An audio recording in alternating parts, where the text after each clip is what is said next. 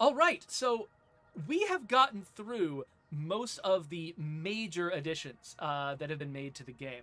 Um, so we like all of the big headliners. You know, we've got the supply locker improvements, continuing after your legacy, choosing your base, legacy recruits, 5 save slots. But that is actually not all. There's a bunch of quality of life improvements that we've made to the game as well. I should say that you all and your team have made to the game. And so we want to go. This is a patch notes stream, so we want to go through those as well. We're also running out of time, so we're going to go through them as quickly as we can. So I'm going to bring up a few of these, ask you about them, but we're going to be trying to move on fairly quickly because we want to respect people's time. So, number one, in the environment, we improved a number of interior lighting issues.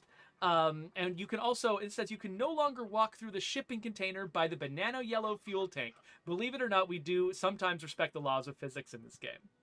And then we also fixed a variety of bugs that involved items floating in the air when they should be firmly on the ground, primarily trees and rocks. So, some environmental fixes. We always have a category of just, we did a bunch more fixes to the environment. We do that every single time we do an update.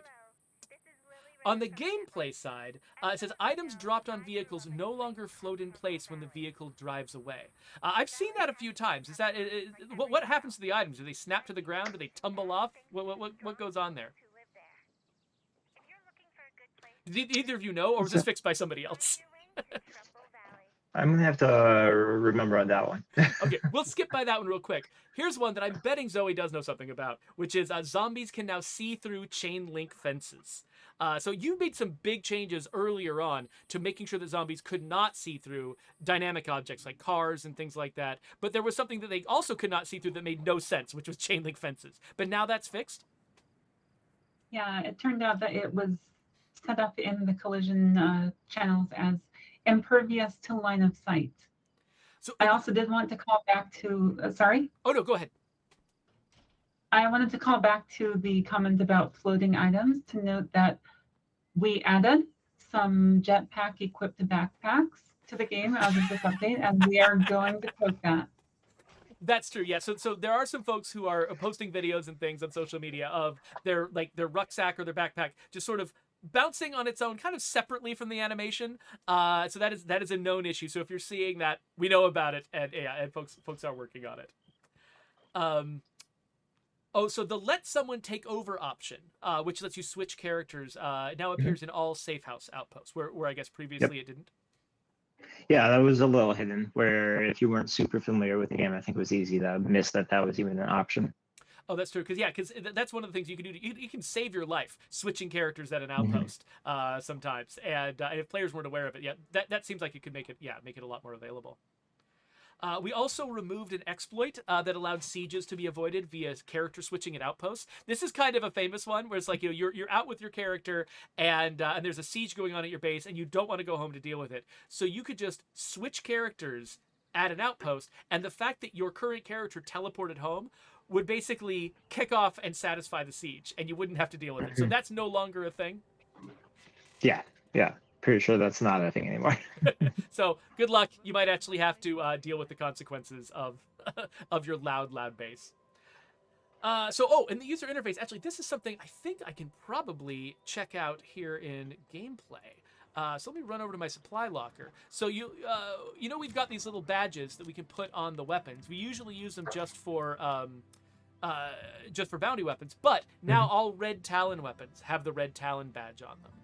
Which is kind of a new thing, which includes the ones that you get from Daybreak, which includes ones that you find just out in the world through Red Talon missions. Red Talon characters will show up with them, that sort of thing. So those now have the little Red Talon badge so that you know, oh, wait, this is a special weapon. I should maybe give this some extra consideration before I throw it in the chipper shredder. And let's see here. Other stuff in the user interface. The backyard barbecue pit in Trumbull Valley's farmland compound no longer has a placeholder icon. So yeah, I think we'd had that. There was just there's this one facility icon sitting there in Trumbull Valley that was just placeholder, and now we've actually fixed that. It's got its own icon now. And we also apparently removed some erroneous decimals from the landmark outpost strategy selection screen. So there's some weird numbers on this on the landmark outpost, I guess. Yeah, there was a couple spots that some kind of string snuck through. Okay, cool. Oh, so survivors are now capable of occupying the scout tower in the Prescott Fire Station. So that scout tower up in the Prescott Fire Station, that was it was intended to be like a guard post, basically, right? That people could sort of stand up in there, but people weren't actually able to use it until now. Am I understanding that right? I think so. Joe, is that one that you know more about than I do? I think it just got broken Hmm. a few updates back. We've been having increasing problems with the Prescott station, and so like they weren't climbing the ladder, they weren't going up there and scout and actually like being in the tower. Um, Kind of like how with the barricaded strip mall, you used to have the people that would climb up to the roof and then come back down inexplicably and just do that up and over and over and over and over again. Anyway, that one more for Geoffrey and our long-term fans. But yeah, Cool. Well, yeah. So you got to take care of your municipal buildings. So they do decay over time. You have to maintain them, and so yeah. So good that we've got that going on. Missions. During a mysterious broadcast mission, if you kill the ex-Red Talon soldier, we no longer hide the location of the hostile enclave that spawns. So yeah, I think this is one of the weirder missions that we have, where you get sent to kill one particular person and try to rescue a couple people that he's brainwashed. But unfortunately, if things went weird, that could leave a hidden enclave on the map, and that was really inconvenient. So yeah, good that we got that fixed. The Trumbull. This is a big one, actually. The Trumbull Valley specific mission arcs should no longer repeat for communities who've already played through them. So that was our intent when we came up with the Homecoming update. We really wanted each of those Trumbull Valley missions to be something that each community experienced one time. We didn't want to sort of like undermine the fantasy basically by having them just be repetitive like every other mission in the game. But the method we used to do that, it didn't actually work. And so now apparently we've got it fixed, which is great. So that means that you're not going to get 2 missions with Chavez. You're not going to get 2, arcs with Isby. You're not going to get, I don't know why I couldn't think of her name. Stuff like that. You're not going to be able to just be spamming those missions all the time. You do them once and then they're gone. just a note, Geoffrey. Yes. You will have to play them out to their complete end. Okay, so each mission As basically it is is. watching for its ending to be the thing that you completed. So if you get halfway through Isby and then you come back, you'll start Isby over from scratch? Yep. Okay, that makes a lot of sense, actually. Knowing a little bit about how it works under the hood, that makes a lot of sense. And with the other thing that made it so that you can't pick it up from the mission that it was left off on, Mhm. I believe that it's also being worked on for a future update. So Well, that's great. And the next item on our list, we added some safeguards to protect missions against the case where you find a mission-critical item and then lose it before knowing its significance. This issue is most frequently encountered in the Wilkerson missions in Trumbull Valley. So, cool. Some safeguards to help us not lose things that are essential for missions. And then, this is one we already mentioned. We made it harder to accidentally cancel the final legacy mission by adding a hold to confirm option. So, I've already said how incredibly useful that's going to be. So, thank you all for doing that. And then finally, a few more miscellaneous items. We fixed a bounty description for the police sniper rifle. The text now accurately states that you must kill zombies silently while crouched. Figuring out how to describe stealth killing a zombie.